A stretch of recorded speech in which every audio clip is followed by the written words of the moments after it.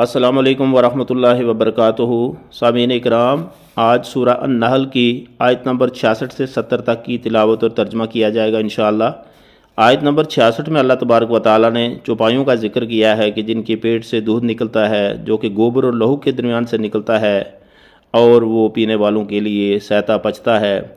آیت نمبر 67 یعنی 67 میں اللہ تبارک و تعالیٰ نے کھجور اور انگور کے درختوں کے پھلوں کا ذکر کیا ہے کہ جس سے لوگ شراب بناتے ہیں اور بھی طرح طرح کے مشروبات بناتے ہیں جیسے جوسز وغیرہ۔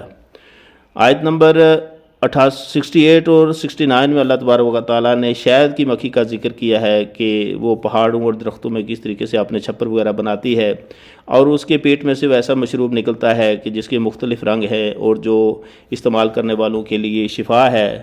آیت نمبر 70 میں اللہ تبارک و تعالیٰ نے یہ بتایا ہے کہ اللہ ہی لوگوں کو پیدا کرتا ہے اور کچھ کو تو وہ یعنی بدترین عمر کی طرف لے جاتا ہے، انتہائی بڑھاپے کی طرف دھکیل دیتا ہے۔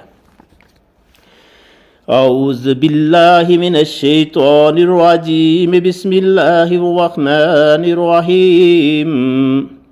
وَإِنَّ لَكُمْ فِي الْأَنْعَامِ لَعِبْرَةً نُسْقِيكُم مِّمَّا فِي بُطُونِهِ مِن بَيْنِ فَرْثٍ وَدَمٍ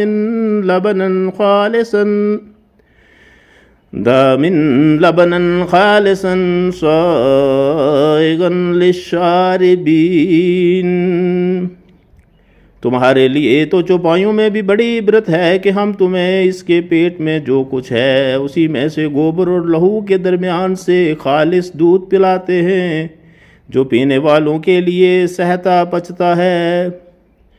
وَمِن ثَمَرَاتِ النَّخِيلِ وَالْأَعْنَابِ تَتَّخِذُونَ مِنْهُ سَكَرًا وَرِزْقًا حَسَنًا ان فی ذلک لآیات لقوم یعقلون۔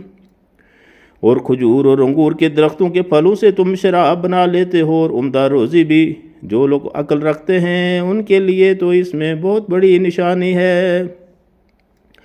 وَأَوْحَىٰ رَبُّكَ إِلَى النَّخْلِ أَنِ اتَّخِذِي مِنَ الْجِبَالِ بُيُوتًا وَمِنَ الشَّجَرِ وَمِمَّا يَعْرِشُونَ۔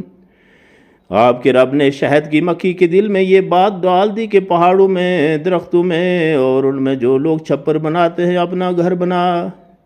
ثم کلی من کل الثمرات فاسلکی سبل ربک ذلولا یخرج من بطونها شراب مختلف الوانہ فیہ شفاء للناس ان فی ذلک لآیات لقوم یتفکرون۔